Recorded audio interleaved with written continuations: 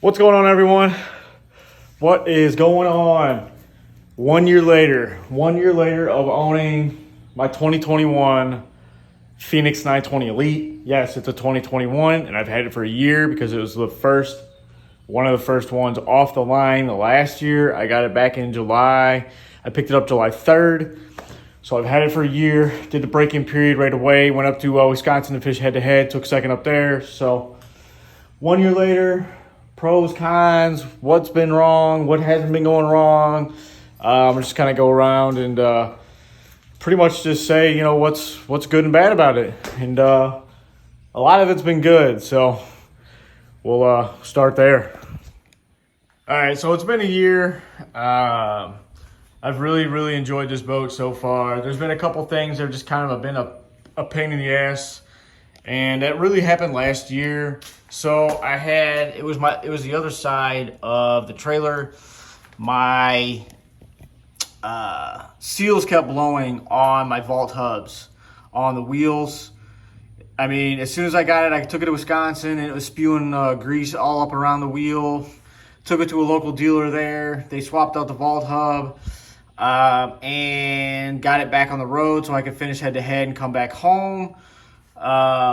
When I came home, they swapped out the hub again because it blew, and we didn't know what was going on. So we thought we had it, went back up to Wisconsin. It blew again. It seemed like it was blowing about every 260 miles.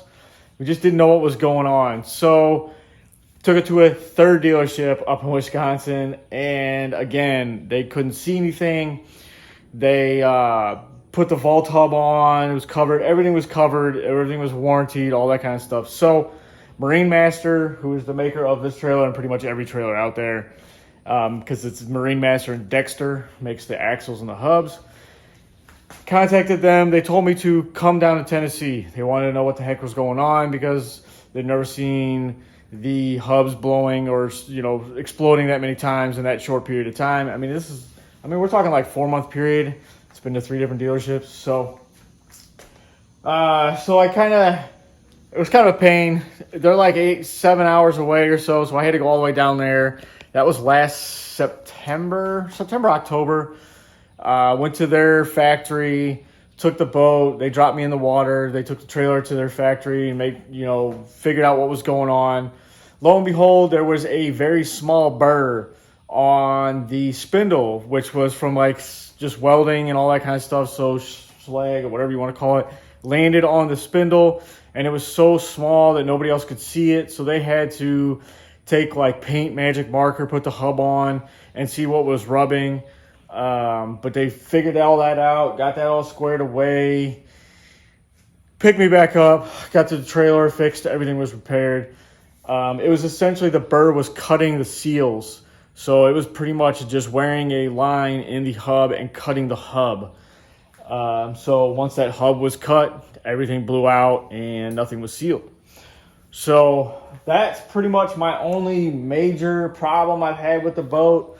No issues with the motor. Motor's been great, other than just me hitting the skeg, which I got repaired. It's 100% right now, so it's golden, ready to go. Just got a new Phoenix Chrome decal. It was just coming off and bubbling, so I just replaced that yesterday. SeaDek thoughts. I love it.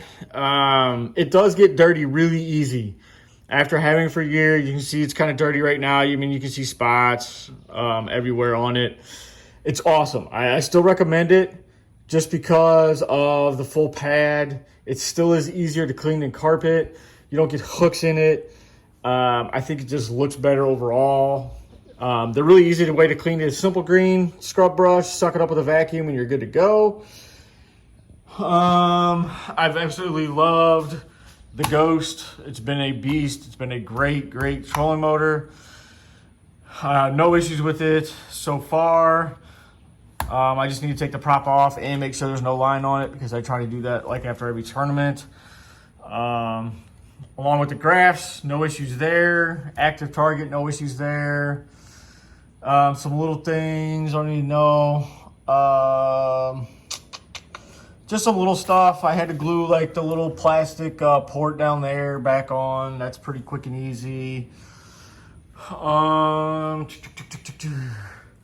Everything else has been good. The only other issue I had was the live well. So this live well here, that max air vent, if you can kind of see it, it is that little device right there. It sucks in air when you restart. I had issues with it when I was in Wisconsin, and it was ended up being just a clogged, kinked hose. So during, I guess, manufacturing, if any kind of fiberglass parts or zip ties or anything like that got blocked, so it wouldn't suck in any air, so it wasn't blowing any air into the recirc pumps. So that was my really major only thing that I've had issues with. Love the ride, love the speed. Speed I've hit 80.3. That was last fall in the cool weather and the cool water. It typically runs mid 70s loaded with 2 guys. That's just factory setup. I've got no hydraulic jack plate. So what else?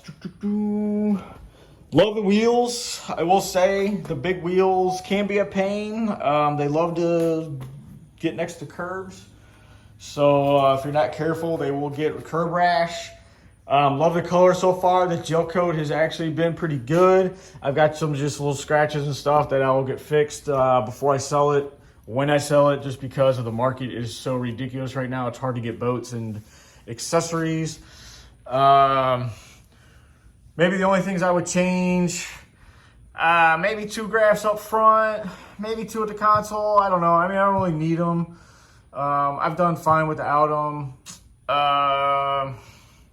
I've got a SmartCraft gauge. I've got it built into the motor, so it's hooked into my phone Bluetooth wise. It's that little device that I have done a video for. I love the storage. The storage is great. Rod lockers everywhere. Day box is great just for carrying some little stuff. Padded carpet's awesome. The padded deck I would recommend. I would also recommend doing the shocks on the trailer, as especially this past weekend I went some back road crap that was just terrible. So it was nice to have the shocks just to absorb some of the bumps and the bad roads that we were on. I haven't had any problems with the external decals. Trailer's been fine other than the spindle problem. I definitely recommend the keel guard. Probably want to move it up a little bit, but it's been fine so far. Definitely recommend the external bow lights as well. Just keeps them clean. Other than that, boat's actually been really great. I've got, I don't know, maybe 80 hours on it, maybe a little less, 76. Mostly idling. It has pretty much mostly from the head-to-head last year. But other than that, it's been a great boat. Other things I would like to see them add or change, just my personal preference, just because I'm anal about everything. I'd like to see it go away from this color here, the red and white Phoenix. I wish they would go more to the chrome or black chrome, kind of like they have up here. And again, with the Phoenix Diamond V, I wish they would do away with the red and white and do the chrome. It just looks nicer on all the boats, unless you get a red boat. Other than that, I'm just picky. Again, there's chrome down there, so don't know what else they would do. Cup holders. I kind of wish there was a cup holder up front. The other thing I wish they had up front was the live well controls. I wish you can control the live wells up front instead of going to your console every time for like recirc and aeration. But other than that, I think everything is good. Everything's been great so far. Other than that, guys, that's my year review. If you have any questions about the boat, if you have any questions about Phoenix or whatever, just holler, post down below. Smash that thumbs up, guys. We'll talk to you guys later. We've got a tournament later on tonight, so another Tuesday night on the Horrible River. So hopefully we can win that one again and pocket a little more money. So we'll talk to you guys later. Hope you guys have a good one, and peace.